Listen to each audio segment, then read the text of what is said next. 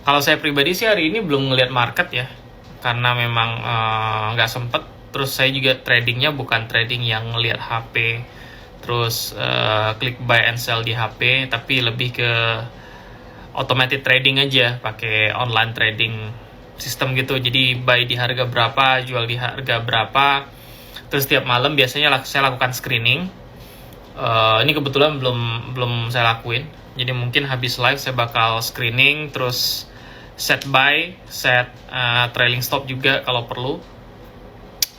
Jadi begitu aja rutinitas saya. Jadi saya memang trading nggak pakai lihat-lihat market di running time ya, dari jam 9 sampai jam 3, karena memang nggak sempet aja, dan bukan metode saya seperti itu. Karena kebetulan saya juga masih kerja harian ya, ada profesi juga, jadi nggak mungkin rasanya untuk disempet-sempetin.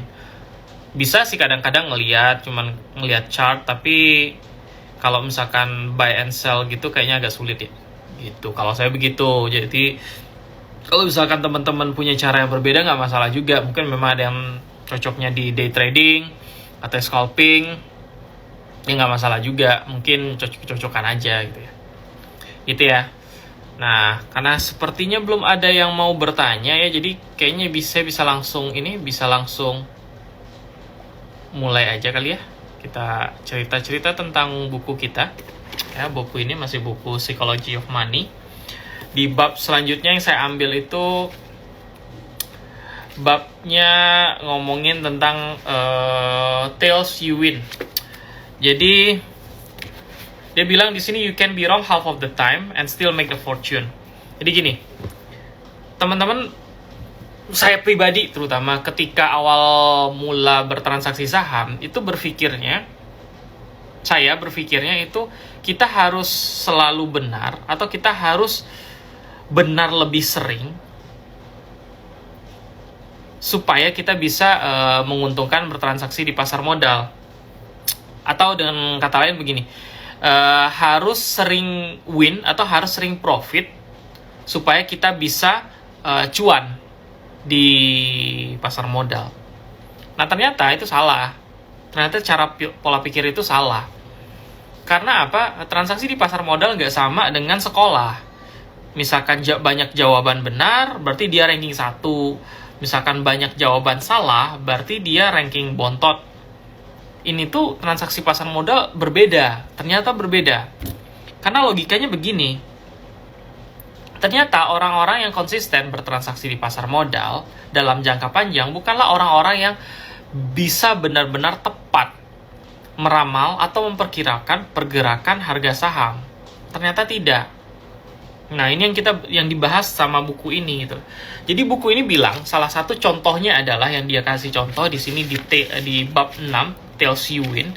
Salah satunya menarik nih. Salah satunya dia kasih contoh venture capital. Jadi teman-teman tahu visi venture capital itu adalah suatu badan yang memang biasanya mendanai startup. Jadi venture capital itulah yang memberikan suntikan modal awal bagi perusahaan-perusahaan startup. Di Indonesia pun juga demikian, karena saya juga dulu di bidang startup ya. Nah, visi ini mereka menggelontorkan uang itu tidak sedikit, jadi banyak. Dan mereka tidak hanya berinvestasi di 1, 2, 3 startup. Ada yang bilang itu mereka bahkan berinvestasi di ratusan startup. Nah, cuman dari ratusan itu berapa persen sih sebenarnya yang bisa menguntungkan? Mereka berani bilang di buku ini bahwasannya lebih dari setengahnya, katakanlah dari 100 itu lebih dari 50-nya itu bakal perusahaannya nggak berlanjut, alias rugi total ya, benar-benar nggak berlanjut sama sekali. Nah, sedangkan yang mulai bisa bertahan dalam rentang waktu 5-10 tahun itu hanya 2,5%.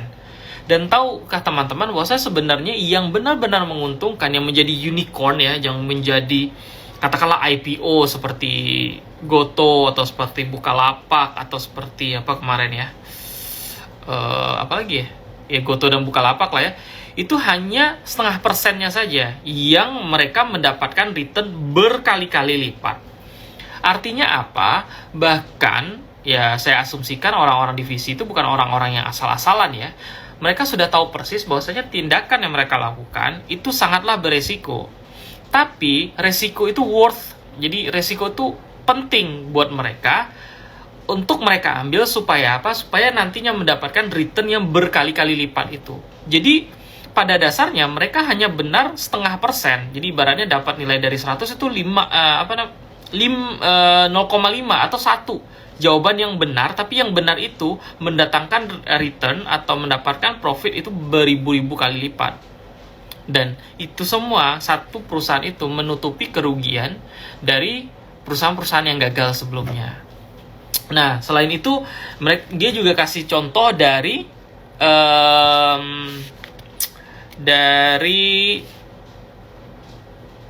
Netflix.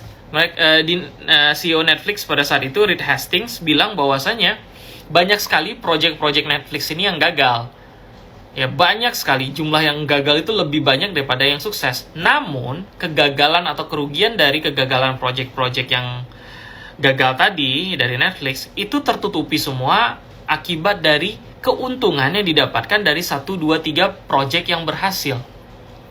Jadi, lebih banyak gagal daripada berhasilnya, tapi yang berhasil ini cuannya tumpah-tumpah. Jadi bahasa sederhananya demikian. Artinya apa?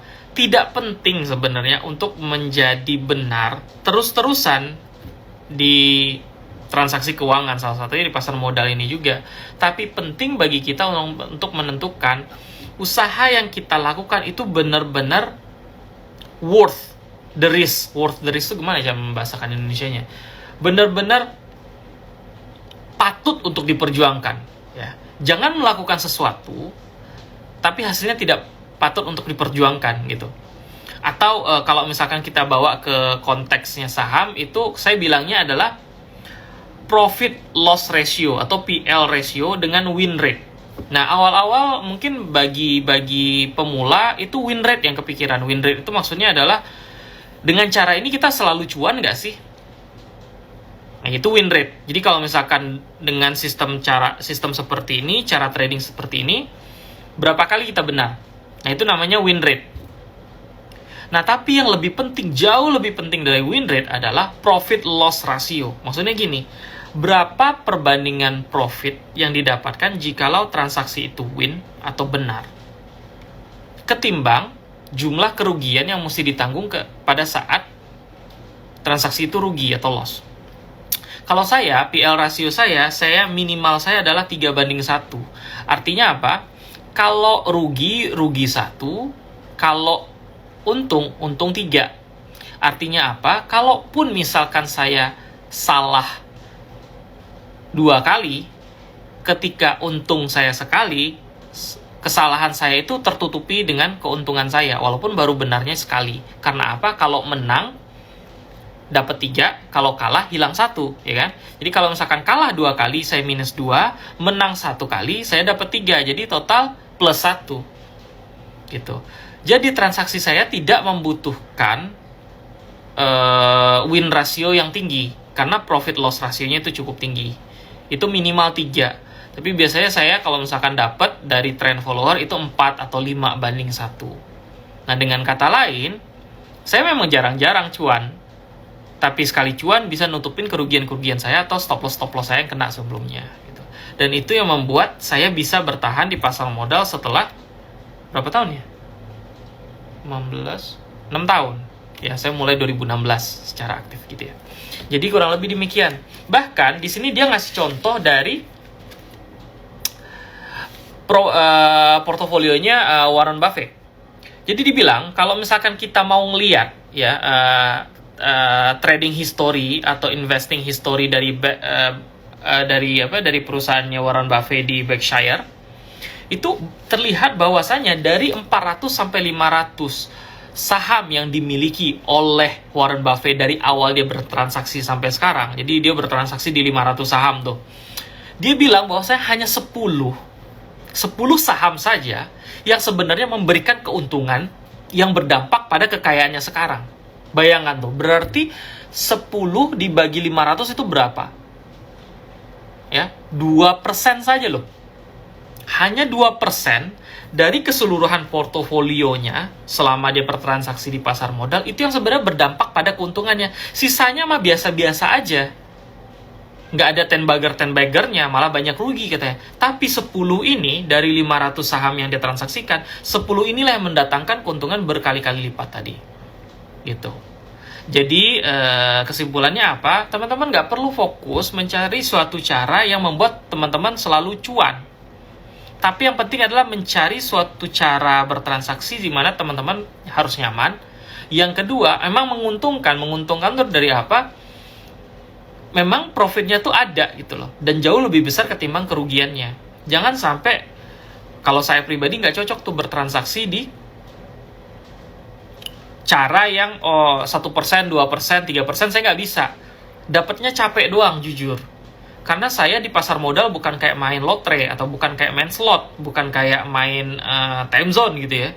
Saya bertransaksi di pasar modal harus senyaman mungkin, karena saya menjadikan transaksi di pasar modal sebagai bisnis, kalau saya bilangnya, sebagai sistem bisnis aja gitu loh.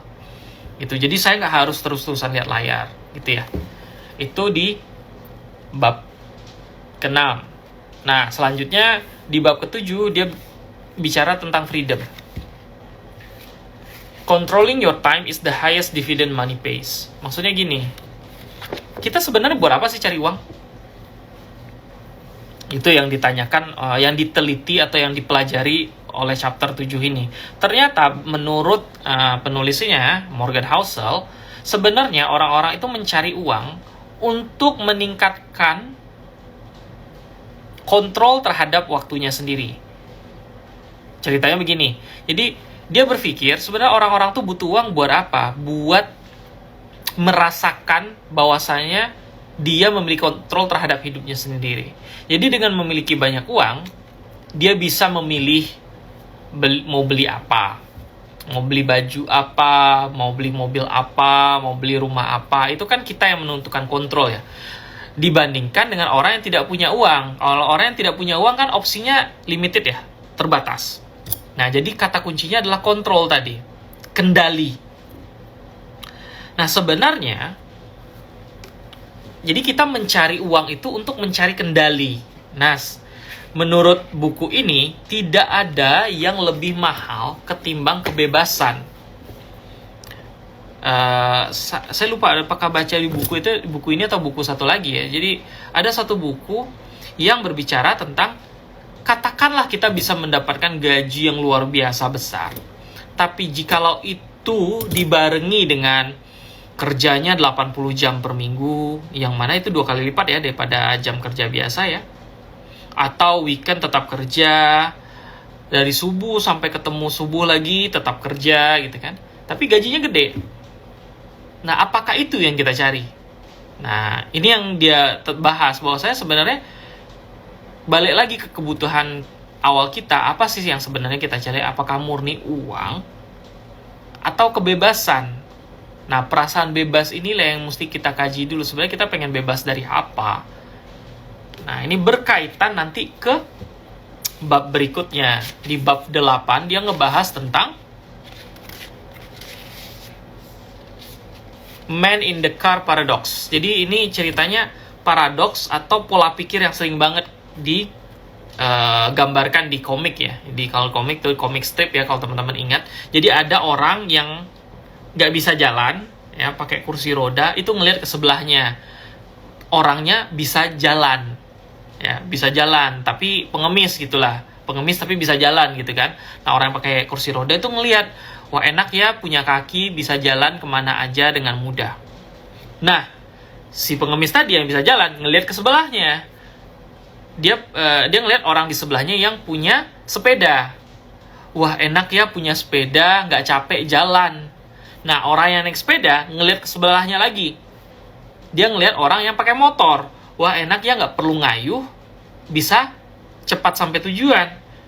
Nah, orang yang naik motor ngelihat sebelahnya, dia ngelihat orang yang naik mobil. Wah enak ya nggak kehujanan. Begitulah seterusnya.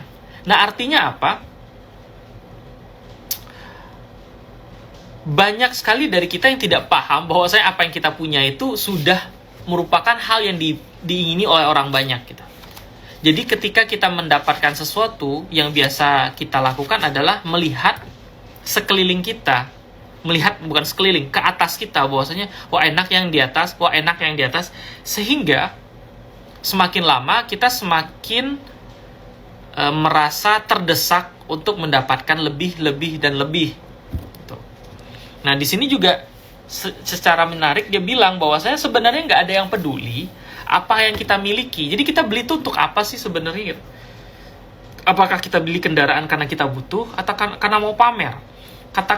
Misalkan kita butuh, ya nggak masalah, kita memang butuh dan kita beli. Tapi kalau misalkan ada perasaan untuk pamer, nah inilah yang benar-benar merugi. Karena apa? Kalaupun pamer, orang tuh nggak akan peduli kita punya apa pada dasarnya ya. We try to impress someone that we don't really care about and they don't really care about us. Jadi kita berusaha untuk membeli barang-barang untuk pamer ke orang lain, tapi sebenarnya orang itu juga nggak terlalu peduli aman. Oh bagus ya jamnya, oh bagus ya mobilnya, oh bagus ya rumahnya, dan sekedar itu aja, nggak lebih dari itu. Tapi kita sibuk untuk mencari uang lebih banyak untuk memamerkan itu gitu loh.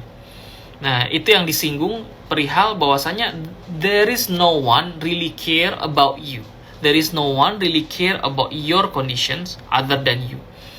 Jadi kita aja tuh yang ngerasa oh penting ya punya jam bagus, oh penting ya punya mobil bagus. We just create that illusion.